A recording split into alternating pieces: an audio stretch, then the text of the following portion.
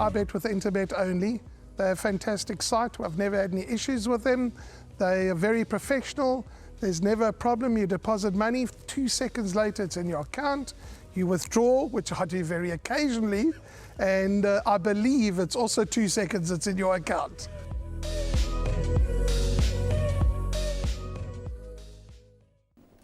Track and ball gaming, maiden plate for fillies and mares over 1,600 metres, a mile, 1.6 kilometres.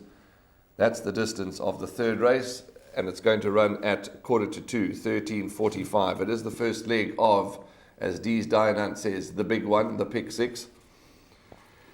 And Raheel, let's go straight into the package. Let's go straight to the jugular and tell the viewers that Malcolm's Dream is the rerun that we're going to show them. And there were interviews done by yourself with Craig Udy and Stuart Ferry. So enjoy the insert. So Alex trying to close in. Winter Melody towards the inside. On the outside, Regina's Angel. Winter Melody's running on it. Run again at the 200-metre marker. Royal Oasis on the outside. Regina's Angel. Run against poking the head in front. Winter Melody on the inside. Royal Oasis is going to be close. Run again just won it from Winter Melody. Royal Oasis and Regina's Angel. Flirty Dancer, yes, she's quite a hot filly. She will definitely be suited to the distance. She's a very big girl, but she'll come along a lot from this run. Yeah, she's a bit like her sister's Master's Beauty, showed a little bit, but only when she started going over a trip and we put the cheek pieces on her, and did she start staying some better form. So she obviously wants a trip, and she come over last race well. So from that nice draw, she's got to be a runner there too. Thanks to the trainers for their assistance with the comments for the show. Raheel, we're a little different in this race, chatting off air. You look at the various publications, you see Jermaine Maharaj tips Broadway Girl first. The best weighted column by a long way is Broadway Girl. She doesn't feature in the speed rating column of Computer Form. You go to the official winning form, and those tipsters have gone with Broadway Girl. The predicted finish on times goes the way of Broadway Girl. So a lot of the publications and the racing analysts like Broadway Girl, as you do. She's around 16-10 at the time of this recording on early Saturday morning. And I want to make it very, very clear. I'm not saying she can't win. Of course she can win. She's fancied by many. I fancy her. I like her. She's for Dennis Dreyer, Sean Veal. The blinkers could make all the difference.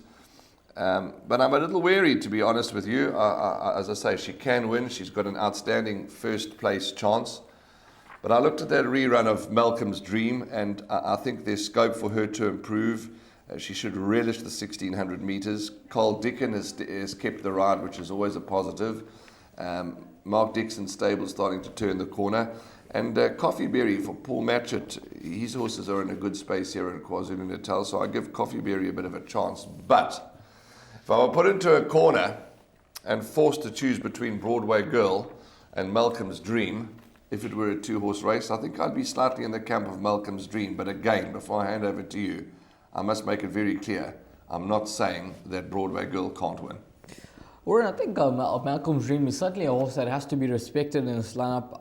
We saw that debut performance behind a run again, and I thought it was a quite encouraging run. Did run on nicely for 5th position, and that was over 1,200 meters. I think the step up in trip to 1,600 is going to be ideal for this 4-year-old daughter of Master My Fate, and she must be a serious contender in this lineup.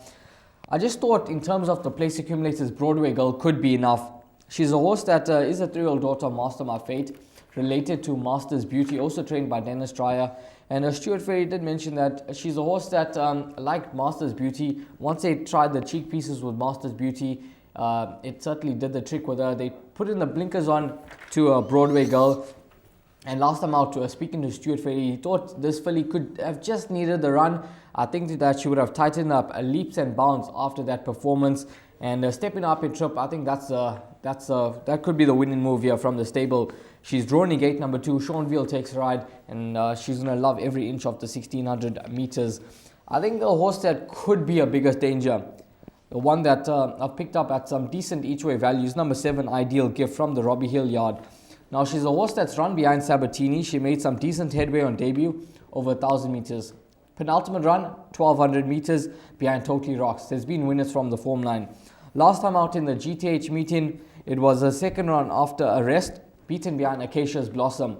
Now this individual, she's stepping up to 1,600. She's a 3-year-old daughter of Ideal World. I think she's going to be one that Calvin Habib is going to give a confident ride to. He's going to get her into a handy position, and I think this filly will run a very big race for the connections, and that's going to be the exact play for me in the race, numbers 2 and 7. And I think you could get a useful dividend for those exactors. But horse number 4, Malcolm's Dream, is certainly one that has to be included as well into the first leg of the Pick 6. My name's Danny Diliberto, founder of Ladles of Love. It was founded back in 2014. Communities we work with are all over the peninsula, and we're working with 138 beneficiaries now. We've grown exponentially. We've been able to do that because of all the kindness that we have experienced from individuals and corporates such as Interbet, who just want to be part of the change.